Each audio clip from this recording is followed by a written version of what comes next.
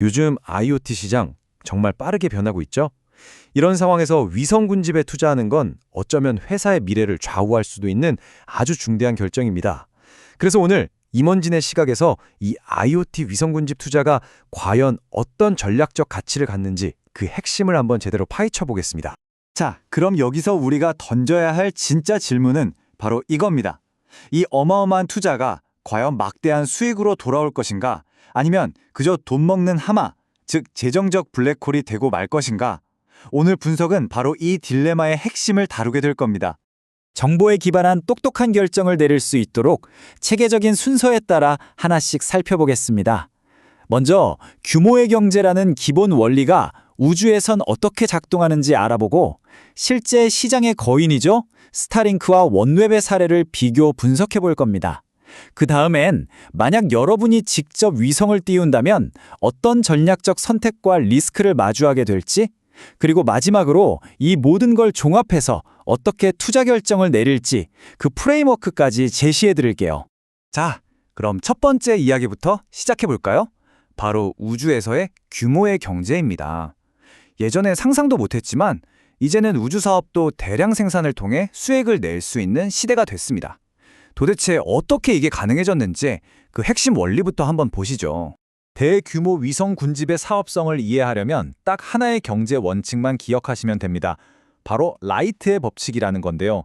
아주 간단해요. 많이 만들면 만들수록 위성 한 대당 들어가는 비용이 예측 가능할 정도로 쭉쭉 떨어진다는 뜻입니다. 이 그래프가 바로 그 라이트의 법칙을 눈으로 보여주는 건데요. 왼쪽 일반 차트만 보면 비용이 줄긴 주는 건가? 좀 애매하죠? 그런데 오른쪽 로그 차트를 딱 보면 이야기가 완전히 달라집니다. 생산량이 2배가 될 때마다 비용이 놀라울 정도로 일정하게 보시는 것처럼 직선으로 뚝 떨어지는 게 명확히 보이죠? 이게 바로 예측 가능한 대량 생산의 무서운 힘입니다. 자, 그럼 이런 이론적인 이야기가 실제 비즈니스 세계에서는 어떻게 적용될까요? 아주 좋은 예가 있습니다. 바로 이 분야의 대표 주자 스타링크와 원앱의 사례를 통해 구체적으로 한번 들여다보겠습니다. 우선 원앱부터 한번 보죠.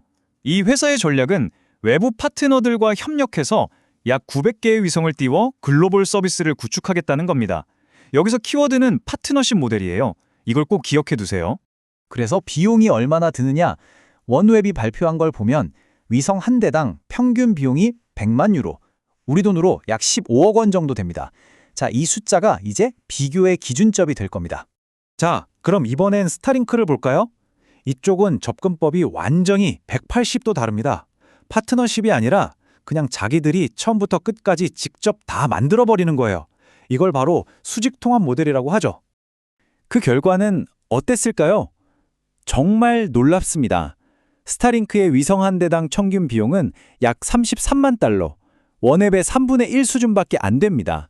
이게 바로 그들의 산업 모델이 가진 힘을 아주 직접적으로 보여주는 증거라고 할 수 있죠.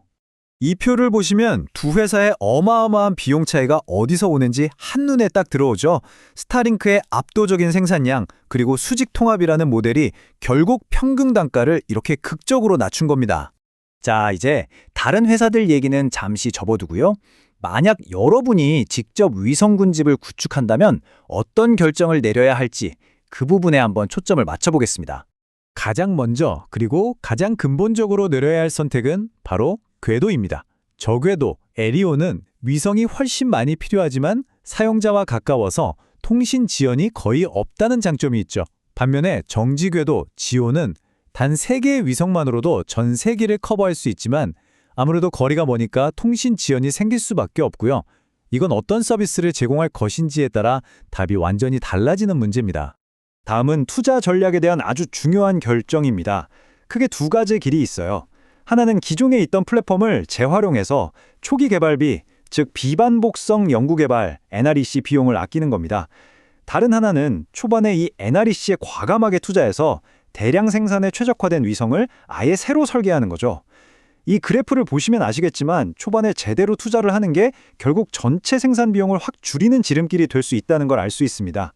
네, 바로 이겁니다. 이 문장이 핵심을 정확히 짚고 있죠. 장기적인 관점에서 총 비용을 최소화하려면 초기 설계 비용, 즉 NRC에 투자하는 것이 훨씬 더 현명한 재무 전략이 될 수 있다는 겁니다.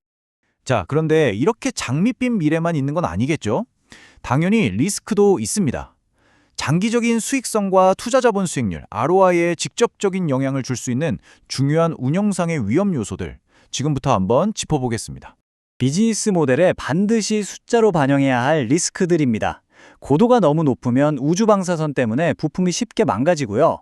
반대로 너무 낮으면 대기 저항 때문에 위성 수명이 짧아지고 연료로 더 많이 쓰게 됩니다.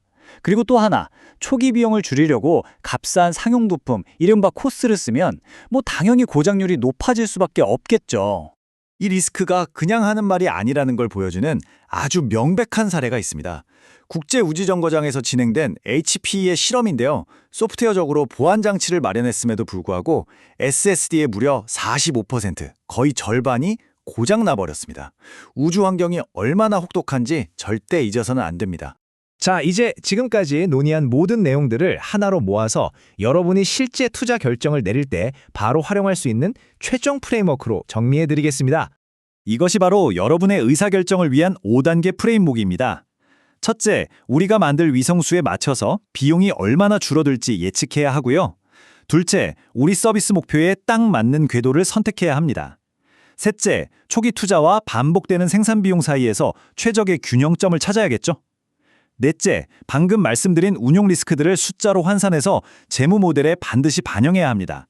그리고 마지막으로 이 위성 시스템을 기존 지상 네트워크와 어떻게 결합해서 시너지를 낼 건지 그 구체적인 그림을 그려야 합니다. 오늘 분석의 결론입니다. 이제 우주로 가는 걸 가로막는 건 기술의 문제가 아닙니다. 얼마나 현명하고 얼마나 치밀한 사업 전략을 세우느냐에 모든 게 달려 있습니다. 과연 여러분의 회사는 어떤 전략을 선택하시겠습니까? 이 질문에 대한 답을 찾는 것, 그게 바로 여러분의 다음 과제가 될 겁니다.